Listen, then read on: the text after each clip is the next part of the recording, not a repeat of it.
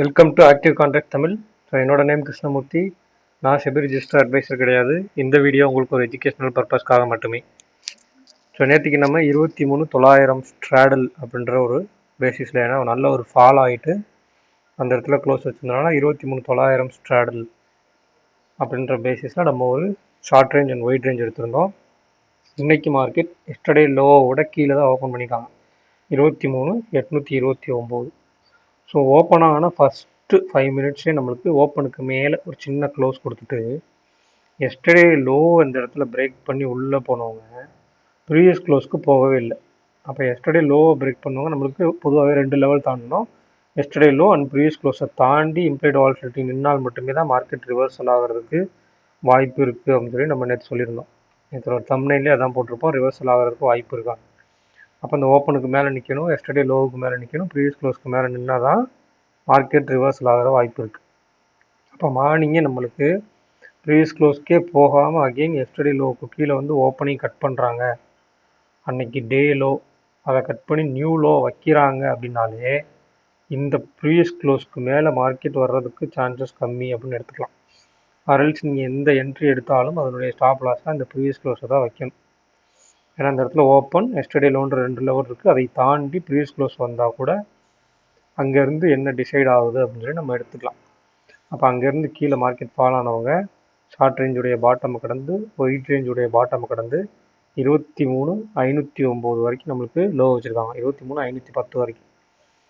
அப்போ இந்த ஒரு ஃபால் அப்படின்றத மார்னிங்கே நம்ம ப்ரெடிக்ட் பண்ணிடலாம். இந்த இடத்துல சப்போஸ் இந்த இடத்துல இம்ப்ளைடு வாலட்டிலிட்டி அதிகமாக இருந்தும் நம்மளுக்கு மார்க்கெட்டோட range short range and wide range நம்ம எடுத்திருந்த ப்ரீமியத்தின் அடிப்படையில் எடுத்திருந்தது ரொம்பவே பக்கத்தில் இருக்குது அப்படின்ற பட்சத்தில் ரொம்பவுமே ஸ்லோவான மொமெண்டம் தான் கொடுத்துருக்காங்க. ஆனால் 373 பாயிண்ட் உங்களுக்கு மூமெண்ட் இருந்திருந்தாலும் அங்கே 370 பாயிண்ட் வர்றதுக்கு மார்க்கெட் வந்து ஸ்லோவாக தான் இருந்திருக்கு, இந்த 630 தாண்டுற வரைக்கும். ஓகேங்களா.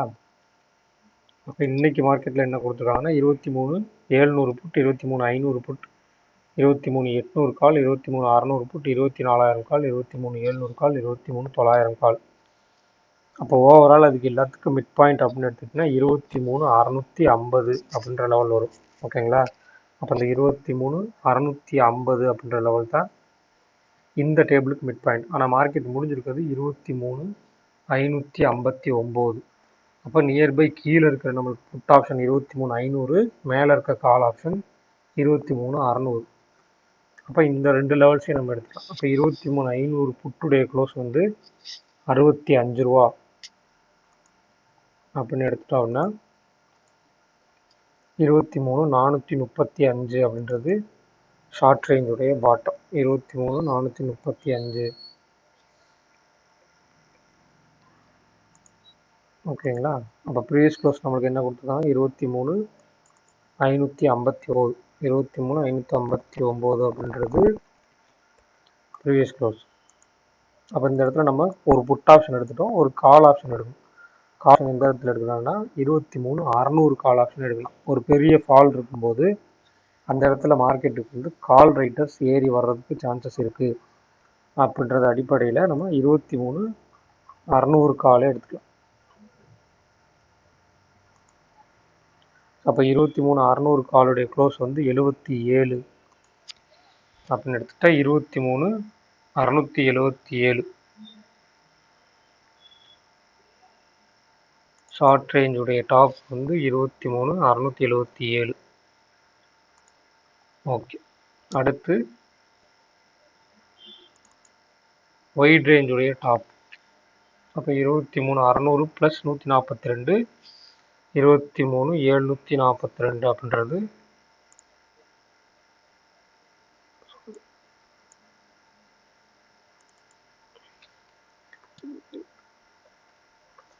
23,742 அப்படின்றது ஒயிட் ரேஞ்சுடைய டாப்.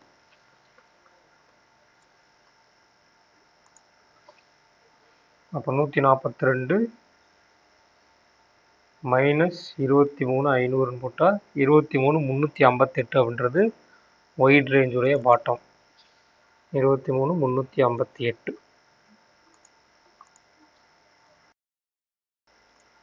அப்போ இப்போ இந்த ஒரு ஸ்ட்ராங்கிள் 23,500 புட் அண்ட் 600 கால் அப்படின்ற ஒரு ஸ்ட்ராங்கிள் இருக்குல்ல, அந்த ஸ்ட்ராங்கிளோட மிட் பாயிண்ட் வந்து 550. அதுக்கு நியர்பை தான் நம்மளுக்கு க்ளோஸ் வச்சுருக்காங்க. அந்த இதில் இருந்து நம்ம ஒரு ஸ்ட்ராங்கிள் எடுத்து அதில் ரேஞ்ச் எடுத்துருக்கோம். அப்போ நாளைக்கு மார்க்கெட் வந்து இதில் எந்தெந்த லெவலுக்குலாம் கீழே இருக்க போகிறாங்க, எந்தெந்த லெவலுக்குலாம் மேலே இருக்க போகிறாங்க அப்படின்றத பார்க்கணும். ஸோ இம்ப்ளைடு வாலிடிலிட்டி நிஃப்டியில் கால் சைடு 23, புட் சைடு 14. அப்போ call option side implied volatility அதிகமாக இருக்குது அப்படின்ற பட்சத்தில் எவ்வளோ தூரம் கீழே வந்ததுக்கப்புறம் கால் ஆப்ஷனுடைய இம்ப்ளைடு வாலிடிலிட்டி அதிகரிச்சிருக்கு. அதே மாதிரி ஸ்பாட்டுக்கும் ஃபியூச்சருக்கும் உள்ள வித்தியாசம் அதிகரிச்சிருக்கு. அதாவது ஸ்பாட் வந்து 324 பாயிண்ட் கீழே இறங்கியிருந்தாலும் ஃபியூச்சர் வந்து வெறும் 301 பாயிண்ட் தான் கீழே இறங்கியிருக்காங்க. அப்போ கிட்டத்தட்ட ஒரு 23 பாயிண்ட் அஹெட்டில் இருக்காங்க கம்பேரிட்டிவ்லி நிஃப்டி. ஸ்பாட்டு கூட ஃபியூச்சர் வந்து அதிகமாக இருக்காங்க. ஸோ இதை வந்து ஒரு கணக்கில் எடுத்துக்கணும். அப்போ நாளைக்கு மார்க்கெட் வந்து இதில் எந்தெந்த லெவலுக்குலாம் மேலே நிற்கணும். ஃபஸ்ட்டு இந்த இடத்துல, அதாவது எஸ்டர்டே லோவுக்கு கீழே ஓப்பன் ஆனாலும் ஓப்பனுக்கு மேலே நிற்கணும், எஸ்டர்டே லோவுக்கு மேலே நிற்கணும், ப்ரீவியஸ் க்ளோஸ்க்கு மேலே நிற்கும். இந்த லெவலுக்குலாம் மேலே நின்னா தான் மேலே போக வாய்ப்பு. அப்போ எல்லாம் இதையெல்லாம் தாண்டி மேலே போகுது அப்படின்னா மார்க்கெட் எங்கே போகணும்? கிட்டத்தட்ட 23,873 போகணும். அப்போ 23,877 அப்படின்றது அடுத்த ஸ்டாப்பாக இருக்குன்னு வச்சுக்கலாம். அப்போ 877 எஸ்டர்டே ஹை. அப்போ எவ்வளோ பெரிய ஃபாலான மார்க்கெட் அந்த எஸ்டர்டே ஹையை தாண்டுற அளவுக்கு அங்கே நம்ம இம்ப்ளைடு வாலிடிலிட்டி இருக்குமான்னு பார்க்கணும். அப்படி இல்லை அப்படின்ற பட்சத்தில் இந்த இடையிலேயே ஒரு கால் ரைட்டர்ஸ் வரலாம். நம்மளுக்கு ஷார்ட் ரேஞ்சுடைய டாப்பும் இருக்குது, ஒயிட் ரேஞ்சுடைய டாப்பும் இருக்குது. ஸோ அது ரெண்டுமே நம்மளுக்கு ரெசிஸ்டன்ஸாக கூட செயல்படுறதுக்கு வாய்ப்புகள் இருக்குது அப்படின்றத பார்க்கணும். இல்லை நம்ம இந்த இடத்துல கீழே ஓப்பன் ஆகிட்டு எஸ்டர்டே லோ கட் பண்ணி ப்ரீவியஸ் க்ளோஸே ஒரு ரெசிஸ்டன்ஸாக எடுத்து திரும்பினாலும், இல்லை இந்த ஷார்ட் ரேஞ்சுடைய பாட்டம் இந்த ப்ரீவியஸ் க்ளோஸ் இது ரெண்டுத்தையும் ஒரு லெவலாக வச்சு இதுக்குள்ளே சைட்வேஸில் போய் நம்மளுக்கு எக்ஸ்பைரியை க்ளோஸ் பண்ணுறதுக்கும் சான்சஸ் இருக்கலாம். ஸோ இந்த மாதிரி நிறைய சினாரியோஸ் இருக்கும். எல்லாமே இருக்கலாம்ன்ற ஒரு ப்ராபபிலிட்டியாக தான் எடுத்துக்கணுமே வந்து இதுதான் இருக்கும் நாளைக்கு. இன்றைக்கும் நேற்று ஃபால் ஆச்சு, இன்றைக்கும் ஃபால் ஆகிருக்கு, நாளைக்கும் மார்க்கெட் ஃபால் தான் ஆகும் அப்படின்னு கன்ஃபர்மேஷன் எடுத்துக்கக்கூடாது. அன்றைக்கி என்ன டேட்டா இருக்கோ அதுக்கேற்ற மாதிரி தான் மார்க்கெட்டோட மொமெண்டம் இருக்கும். ஏன்னா கண்டினியூஸாக ஏறிட்டு இருக்க மார்க்கெட் எப்பயுமே ஏறிட்டு இருக்க போகிறது கிடையாது. இடையில ஒரு சைட் வேஸ் ஒரு 3 நாள் டு 4 நாள் வந்து சைட் வேஸ் பண்ணிடுவாங்க. அது உங்களுக்குமே தெரியும், நிறைய பேர் ரெகுலராக பார்த்துட்டு இருக்கவங்களுக்கு தெரியும். அப்போ மார்க்கெட்டை வந்து நீங்கள் ஒரு நல்ல பெரிய ஃபாலோ பெரிய ரைஸோ ஆயிருக்கு அப்படின்னா அடுத்த நாள்ன்றது ரொம்ப ரொம்ப கேர்ஃபுல்லாக இருக்கணும். லெவல்ஸ் நம்மளுக்கு கரெக்டாக கிராஸ் ஓவர் பண்ணுறாங்களா, அதில் நம்மளுக்கு இம்ப்ளைடு வாலிடிலிட்டி கரெக்டாக மேட்ச் ஆகுதான்னு பார்க்கணும். இதெல்லாம் பார்த்துட்டு தான் முடிவெடுக்கணும் ஒழிஞ்சு ஸோ நேற்றுக்கு செல்லில் இருந்த மார்க்கெட் இன்றைக்கும் செல்லில் தான் இருக்கும் அப்படின்னு சொல்லி கன்ஃபார்ம் பண்ணிடக்கூடாது.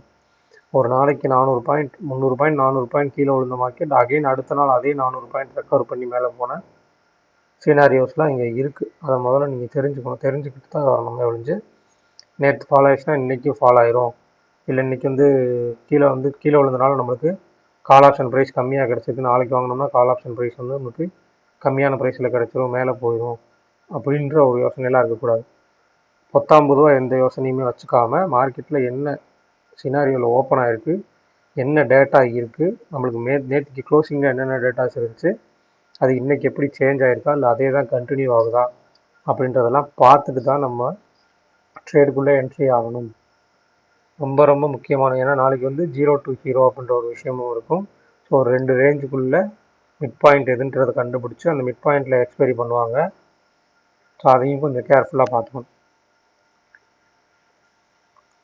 ஸோ இது சம்மந்தமாக தான் நம்மளுக்கு ஆக்டிவ் கான்ட்ராக்ட்ஸ், இம்ப்ளைடு வாலிடிலிட்டி, ஆப்ஷன் ப்ரைஸை வந்து எந்த அளவுக்குலாம் மேலே ஏறதுக்கு வாய்ப்பு இருக்குது, எந்த அளவுக்குலாம் கீழே இறங்குறதுக்கு வாய்ப்பு இருக்குது, ப்ளஸ் மீட்டிங் பாயிண்ட் அப்படின்ற ஒரு விஷயம் என்ன, இந்த மாதிரி நிறைய விஷயங்கள். அதாவது இப்போ நம்ம ஸ்ட்ராங்கிள் பார்த்துருக்கோம். ஸ்ட்ராடில் இன்னும் நம்மளை எக்ஸ்ட்ரா ஒரு சில லெவல்ஸ் வந்து எடுப்போம், ஸ்ட்ராங்கிளில் எக்ஸ்ட்ரா ஒரு சில லெவல்ஸ் வந்து எடுப்போம்.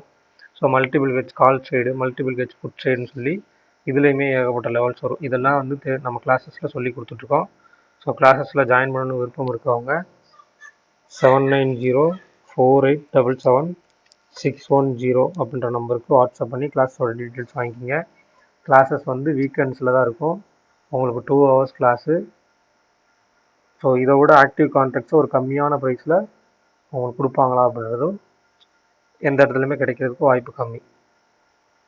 ஸோ நன்றி.